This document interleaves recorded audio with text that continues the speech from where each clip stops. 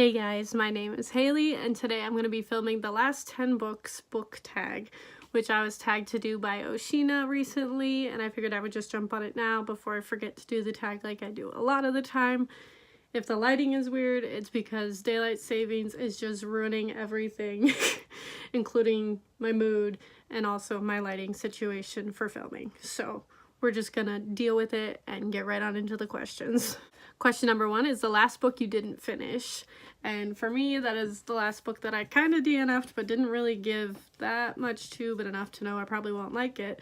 And that is The Reality Dysfunction by Peter F. Hamilton. This is really hard sci-fi. It's literally 1,000 and a million pages long. It is 1,211 pages. I read 5 or so chapters, or rather I listened to them on audio, had absolutely no idea what was going on, and I was like, I'm not gonna like this. This is too much hard sci-fi for me. Question number 2 is the last book you read, and that is Blood Song by Anthony Ryan. I really like this. I just finished it, and it was great. I thought it was a really solid fantasy novel. It's a really good first book in a series. I think it might be a trilogy. I was a big fan. I gave it 4.5 stars, so it was a really good one. Question number 3 is the last book you bought, and that is Good Morning and Good Night by Lin-Manuel Miranda with pictures by John Neeson. He did the illustrations in here, and I did listen to this on audiobook, and I haven't flipped through the illustrations yet, but I'm really excited to. I love Lin. Lin did such a good job with the audiobook, and it's very motivating to listen to his voice and him giving you like a bunch of pep talks from his Twitter. Question number 4 is the last book you said you read but you didn't. And I actually really don't do this, and the only time I could think of actually doing that would have been in high school, but I'm pretty sure I read most of those books even if I hated them. So I decided to tweak this a little bit and say the last book I marked as read on Goodreads but didn't actually finish. And I do that with books, most of the time audiobooks, books that I read like the majority of or over 50% I will mark as read on Goodreads and give like a really low star rating because that's a lot of pages most of the time. So I did read 75% of The Arm of the Sphinx by Josiah Bancroft, like for Tome Topple, and DNF'd it at 75%. I've never DNF'd a book that far in, but I couldn't do it. I was listening to the audio and I had no idea what was going on. It was just not interesting, and I don't know why I listened to it as long as I did. Probably because the audiobooks are really good, like they're well acted, but I did not care for the story. So that was the last one I marked as read on Goodreads. Question number 5 is the last book you wrote in the margins of, and that is actually Twilight, because we just annotated this and I wrote and highlighted and did all kinds of things in here. Like there's a quick example I did write in the margins some during this reread and annotation. But I also write in the margins of like pretty much all of my Christian nonfiction books too. Question number 6 is the last book you had signed. So he didn't sign it like personally because that's not how this book event went, but the last book that I did get signed was An Absolutely Remarkable Thing by Hank Green that he signed. They were like pre-signed copies before we got to the event, and we just picked up the signed copy. That's kind of how this worked. But this is my last signed book that I got. Question number 7 is the last book that you lost. And honestly, I don't lose things in life in general.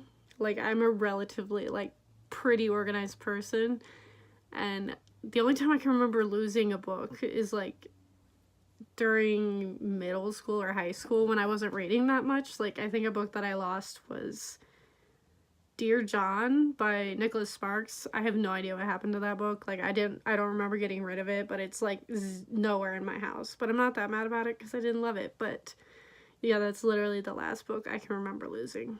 Question number 8 is the last book that you had to replace, and I haven't actually replaced them yet, but I do intend to replace them because I cannot reread these copies without absolutely destroying them, and that is Order of the Phoenix and Goblet of Fire. Like, these are so beat up. There's literally tape hanging off of Order of the Phoenix. Like, I've had these for, oh gosh, I don't even know, probably, I think I was 13 when I started reading the Harry Potter books, like 12 or 13.